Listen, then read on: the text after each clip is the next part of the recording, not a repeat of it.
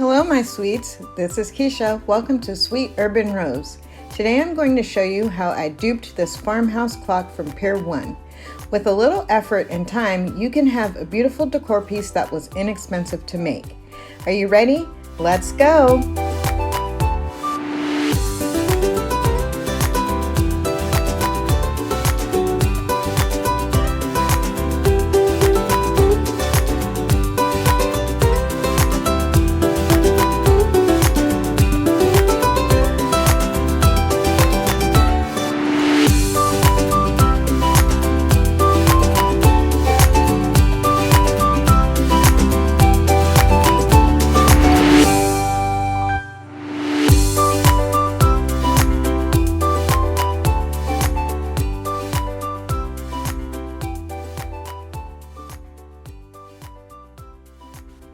I began by carefully removing the clock movement from the clock and set it aside.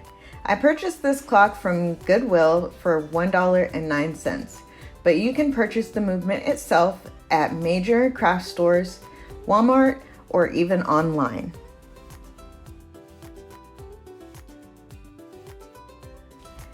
I had this oval picture frame in my stash purchased from Goodwill for $1.09.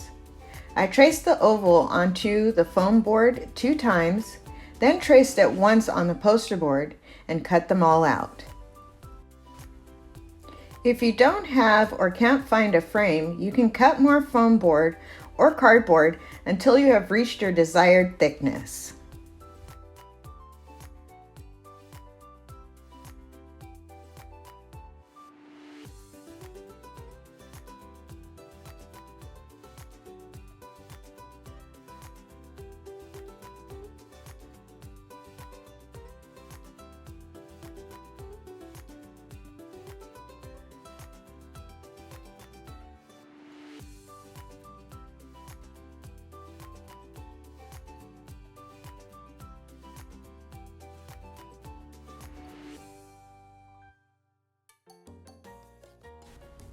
From here, I used Aleene's tacky glue to glue my pieces together and set them aside to dry.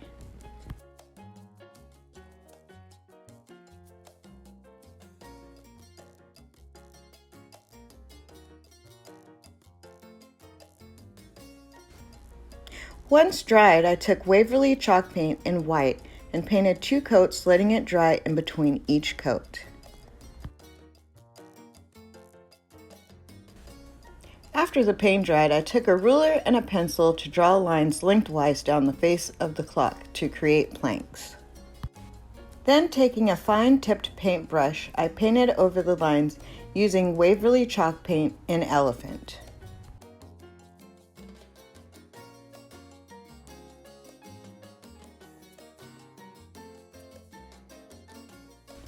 When the elephant paint dried, I took a chip brush and used mineral chalk paint to add some age to the face of the clock.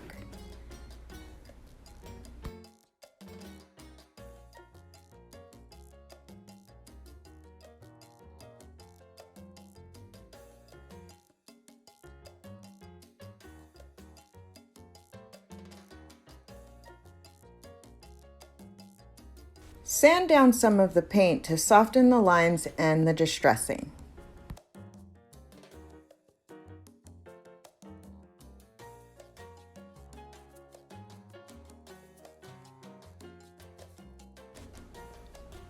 Next, I cut 4 strips of poster board at 1 1/8 inches to wrap around the outside of the clock and set them aside.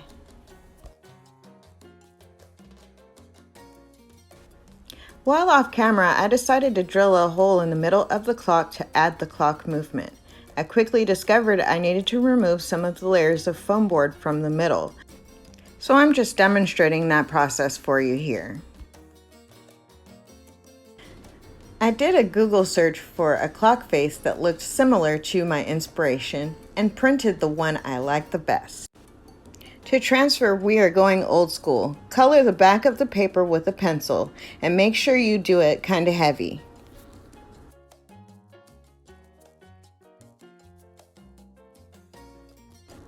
Cut out the clock face and tape it to the clock base facing up.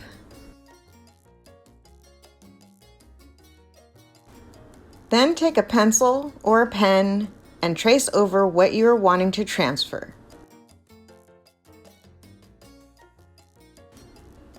When I was done, I removed the original and took a Sharpie paint pen to go over the pencil marks that were left behind.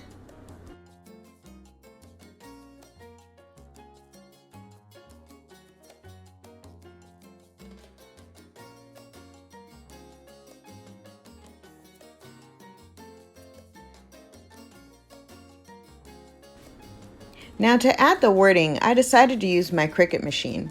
If you don't have one, you can use the same transfer method as before, stencils or stickers. If you have great handwriting, you can also freehand it. I brought back the 4 strips of poster board and the drawer pull. I'm going to paint them to look like galvanized metal. Using a makeup sponge, I took a medium gray color. I'm using chalk paint and steel and dab in an up and down random motion.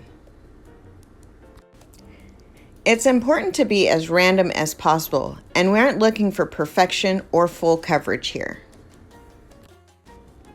Yami from the Latina Next Door has a great in-depth tutorial on this paint technique. I'll link the video in the description box below.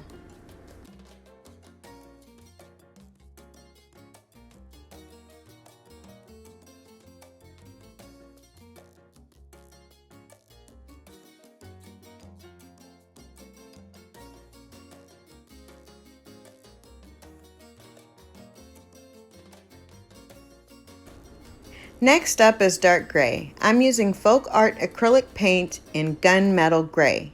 Taking a new sponge, I'm just doing the same up and down random dabbing motion.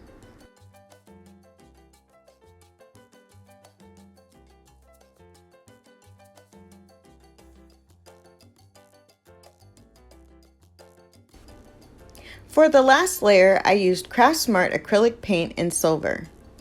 This technique is very forgiving. You can layer colors until you are happy with the outcome.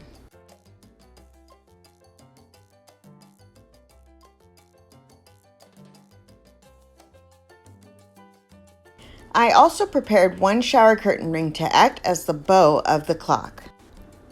I used a wire cutter to cut the peg off as close as possible, then gave it the same galvanized paint technique.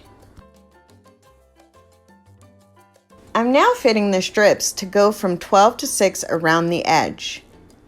Then I glued the strips together and placed them under a heavy book to dry.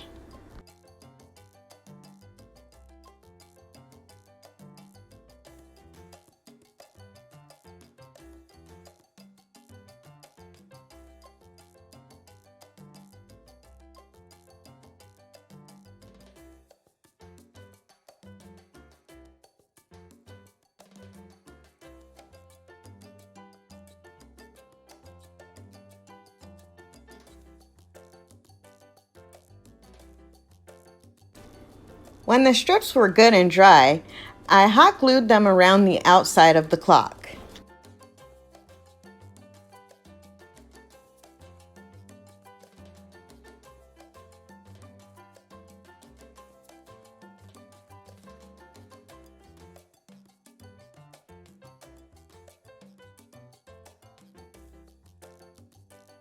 Next, I needed to build the clock pendant. I took 3 wood craft cubes and glued them to the top.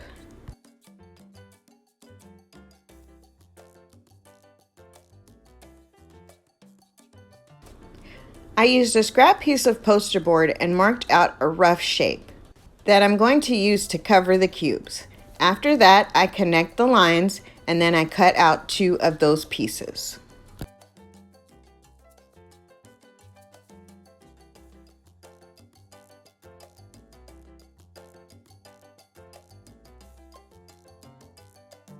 Then to fully encase the cubes, I took another scrap piece of poster board and measured out a straight line at 5/8 of an inch. I made 2 side pieces and 1 top piece.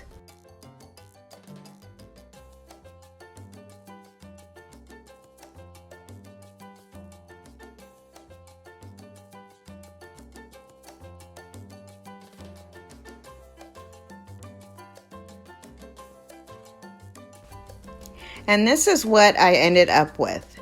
I painted those with the same galvanized paint technique and allowed them to dry. Once dried, I glued the pieces over the cubes.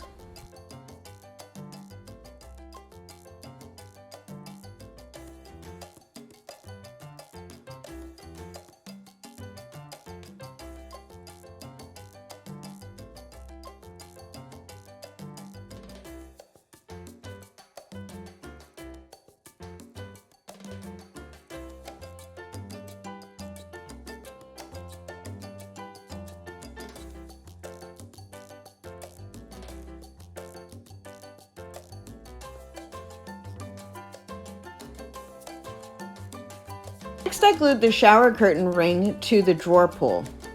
I recommend using a strong adhesive glue here so it doesn't fall apart on you later on down the road.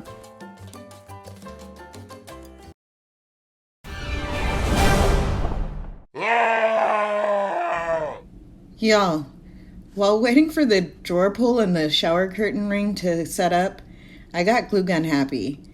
I'm taking a moment to show you just how happy I got. It looks a hot mess right now, but I'm going to show you how I fix it.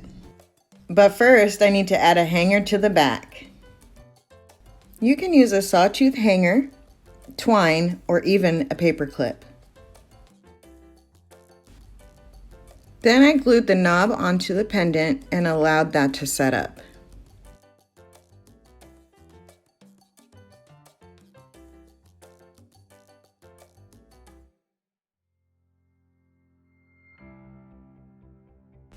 Now to fix my glue fiasco. With apple barrel paint and burnt umber and a makeup sponge, I'm going to make it look rusty. I'm just going to dab the paint all over that hot glue hot mess and all around the perimeter as well. The inspiration piece doesn't have this, but that's why it's called inspiration, right? If you don't get crazy with the glue gun and don't want to do this step, you can certainly skip it. Alright, the final step in making this clock is to add the clock movement, replace the arms, and put a battery in. Then it's time to hang this beauty in your space.